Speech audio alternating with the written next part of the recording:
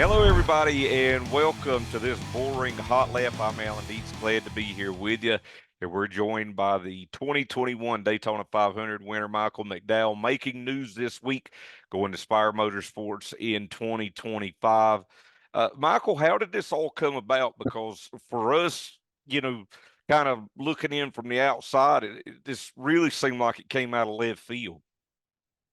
Yeah, I think that, it's nothing ever comes out of left field, right? Especially programs and deals like this. I mean, last year I was in my option year at Front Row and they took the option and that left me as a free agent this year. We had those conversations about what the future could look like and, the future at Front Row and beyond.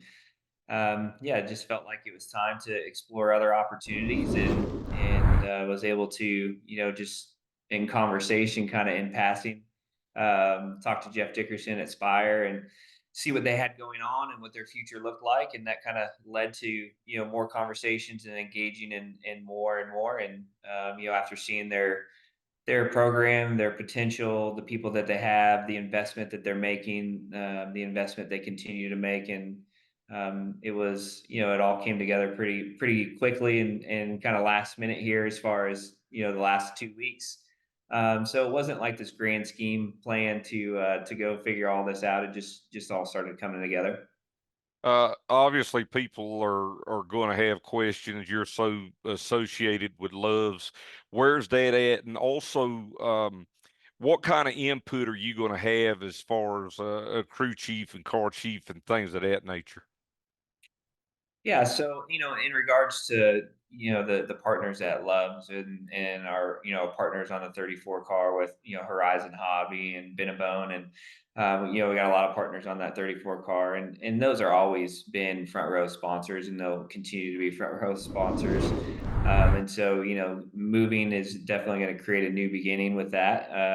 But all that will stay intact at front row and continue to stay intact.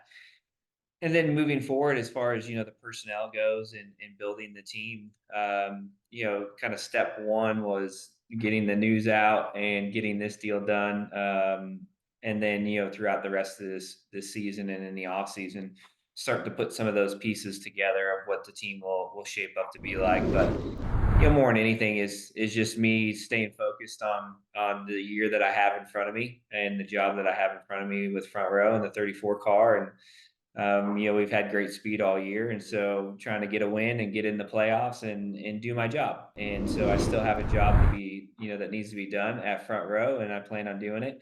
And then we'll start worrying about some of those details as we get, further into the season. With Front Row becoming a Tier One Ford team this year, I mean, we've seen the speed in the cars. We've talked to you a lot about that this year. I've got to imagine that you got commitments and confidence from Spire that you're going to be getting top line equipment to kind of go along with where you guys got to this year. Yeah, for sure. I mean, I wouldn't be making the move that I'm making if I didn't have confidence that the performance is going to be there and the potential is going to be there to get the performance out of the race car. So I feel good about that. They're a growing organization and, they have a tremendous amount of people, a lot of great people and great partners. And, they have the ownership group and the support of the ownership group to go build. And so the ceiling's extremely high. There's a great, opportunity to build and continue to build for the years to come. So I do feel good about that. But proof is on the racetrack, and we all know that this is a performance-driven sport. We're going to be measured on Sundays, and the results will measure where we're at. But I feel good about the potential of what we can do. I know as long as you've been with Front Row and what you've accomplished to take this team from you know a team that was just happy to finish in the top 30s to making the playoffs, winning the Daytona 500, winning at the Brickyard. I know you got to be excited about a new opportunity, but at the same time, I'm sure that this was a tough decision. Oh, it's very tough. I mean, Front Row's been my home for, over 7 years and it's a family and we've built and accomplished a lot together. And yeah, it's hard. It's not easy. I mean, for sure. It's these decisions are not easy to make, and to have tough conversations is never fun. And so yeah, it wasn't something where you take it lightly. I'm super thankful for everything that Bob Jenkins and Jerry Freeze and Seth Barber and all the men and women at Front Row. We've done a lot together, and we're extremely proud of what we've accomplished, and we feel like there's still more to accomplish. And so yeah, it definitely wasn't something that was easy. But at the same time, this was the opportunity that was in front of me that allows me to stay in the sport for many years to come.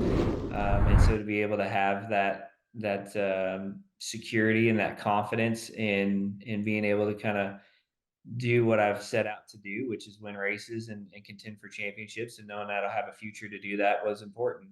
And so, tough decisions had to be made.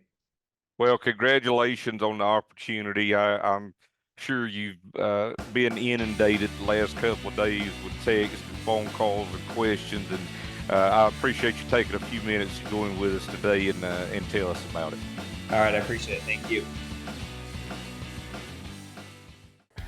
Tune in to RacingAmerica.tv this weekend if you love grassroots short track racing. It all begins Friday with the Mods Mayhem at Five Flags Speedway and a doubleheader weekend kicking off at Nashville. And then it's action-packed Saturday with the ROC Modifieds at Chemung, Pro Late Models at Mobile, Super Late Models and more at Oxford Plains, CRA Late Model Sportsman at Owasso. It's all this weekend on RacingAmerica.tv.